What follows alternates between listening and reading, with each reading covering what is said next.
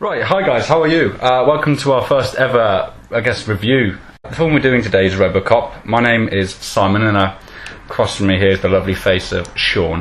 How you doing? Yeah, how are you today? Not so bad. Alright, so we're going to talk Robocop. Going into it, what do you think? First impressions? I didn't, we didn't hear too much. We heard mixed reviews mainly, but going into it, I hadn't heard too much hype before it. You knew the story, you knew what Robocop was about, but so their expectations weren't high, but they weren't low anyway. No, I didn't really want to go into it like doubting it, because I did that with Dread. Yeah. And obviously Dread turned out to be quite good. Awesome, doesn't it, really? So I went into it quite open-minded. First impressions, what was good about it?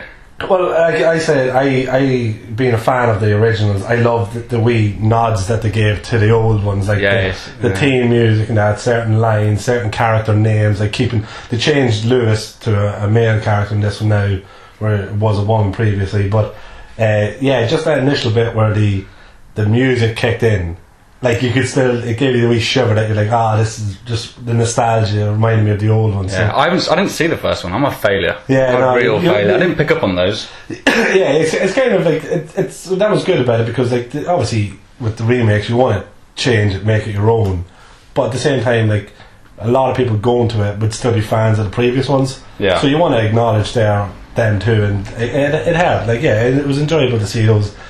They changed enough, but they didn't want to get rid of the old ethos of it, I thought, which appreciative. I thought Kinnaman was good. Yeah, but it was it was a big risk to go with a complete unknown. Not complete, but wasn't a big name to. Well, yeah, they surrounded him with a good cast, didn't they? That's what they did. It's a bit like the Batman, isn't it? Where they brought in. But Bale was quite known. But yeah, Bale would have been known. Always, I think that's the kind of the way the films are going now. You've got Michael Keaton was a big name, not been in as many films, but Gary Oldman. Jackson, been in every film, hasn't he? Exactly, those two boys. Jackie O'Hurley. Yeah, Harley? Is it Harley? Yeah, Harley. Yeah, so Haley, I think actually. They had enough people there to draw people in that didn't know about it. But he definitely was more than capable of carrying the film. It didn't put you off that you didn't see a big name in the lead role. And but he played and that was why I kind of the one criticism of the older ones was Alex Murphy had the family, had the wife and the kid. Yeah. But after his accident, or after he was murdered, they didn't really go back to the wife and kid. You didn't see them really. You see them a wee bit in flashback. No, I like that. I liked how they told that side of her story. You would have to acknowledge that. I think you kind of, that was a wee thing I never really got, that all of a sudden they turn him into Robocop, but then his wife and his kid just disappear. Yeah. Whereas in this, they were very paramount to his story and helping him develop and why he acts the way he does. One thing I thought was a weakness was that I didn't feel like there was a real villain. I think because at the start he's going on a vendetta, isn't he, for the guy that tried or unsuccessfully killed him, really, didn't he? Yeah. And the deal with that kind of character pretty quickly in the middle bit of the film, the deal with him, and that's taken care of. That was awesome, wasn't it? Yeah, that was a great shootout scene there. That was how they went from the night vision of the hired guns to his vision, and then back, and no, that was good now. But I get what you're saying. There wasn't and then Keaton pops up at the end. Spoiler alert, as the main guy, isn't he? Yeah, but the main villain. If you've seen the other ones, you know that OCP Omnicorp are they're not this good multinational company. They are the villains of it, so it's not too much of a spoiler. But it is the problem with that film. But you can't really do too big of it wouldn't make sense to throw another robot villain up that could match Robocop straight away. No, you have to build towards that. And again, you've seen the Ed 209 series, which is redone again, from the old films, which is quite good. But probably it was the one thing that you had nearly 3 small villains adding up to one instead of one main guy that was just. And what did you think of the suit actually? Because the suit was it kind of, I don't know, it's too heavily influenced by the Batman kind of thing. How awesome was it when they get the original white suit or something? The original silver suit. They do make that again another wee nod to the old films. They're going through changing his suit a wee bit here and there, and they bring it up on the screen.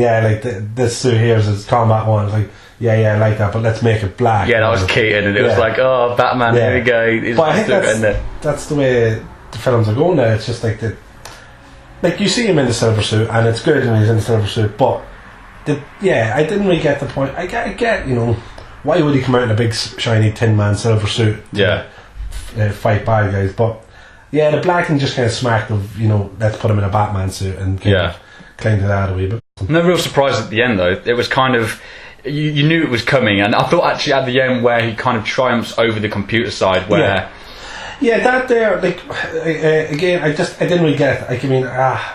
That kind of was a bit weak for me. That you think? Yeah, we get there's the fight where the machine part of his brain against the human part of his brain, and there's no real explanation. Just then his sheer will overpowers the machine bit of the brain, and then he's able to do what he has to do. I thought that maybe was a bit loose. It was just kind of leaving it up to oh look, this is humans triumphing over machines and all that.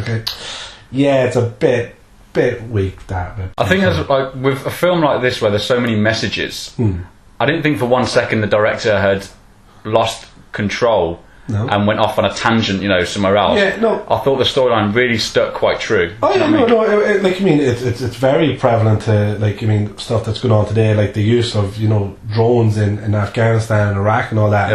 Yeah, they made nods to that. It's like they've advanced it maybe 20-30 years and saying we put robot machines in the street, we put better area equipped drones, but that was the problem. That was the whole the storyline was that the people couldn't trust the machine to make the decision. As you see, if a 12-year-old ran out and pointed a gun at the machine would assess the threat and shoot it, and that was why people didn't want them. But putting a human in it gave them the time to hesitate and think about it, which is it's a very real thing, because these manned drones, they're not it's someone on a computer. They're not there in real time making decisions. So And we were saying at the end how it concludes in a way where if the film doesn't get a sequel, it's got a definite end. It's cut as a standalone single film, but it's almost as if the sequel is if the film generates enough money. I think the budget's 130 million, which it'd be interesting to see. Do you think it will recoup? Well, because I don't think it's got much. Do you think it'll recoup it, but do you think it'll make a profit? No, I don't think it'll go massively over its budget, but it doesn't really have big competitors. Lego Movie's out this week as well, but the different demographics. I can't really think of anything else that was there tonight that would steal too much away from it. Mm-hmm. But but that was as we said, it's my criticism of a few films that the studio's setting up for that 3-film franchise at least. And it loses its exactly. ending. Whereas this is no, it's a good ending. It's a definite ending. But we can go back with a new story if we need to. They did do an Aragon where and Green Lantern as well, where the single film almost was leading to the sequel, and it doesn't get it, does it? They were just the film was just a platform for the bigger second film, but you have to get the audience to love this film first before you go. Exactly. Overall, a decent film. I think it's the type of film where I won't watch it. I won't go again to the cinema to watch it, but I think given a few months and perhaps towards the end of the year when I'm bored on a rainy Sunday or something, I might give it another. I'll probably give it another watch. To be honest with you. My definite opinion is it's well worth a watch, well worth a visit to the cinema for people who've seen the original. They'll very much enjoy it, and they'll really appreciate the wee nods to it. But it doesn't overindulge that. It gives the hat tips to certain aspects of the older franchise. But it's its own film in its own right. Well, guys, we'd love to hear what you think. So comment below in the comments section, basically, and perhaps we'll do a few more. Yeah, perhaps we'll do a few more, and give us a subscribe and follow us on Twitter. Thanks again, guys. Thanks, guys.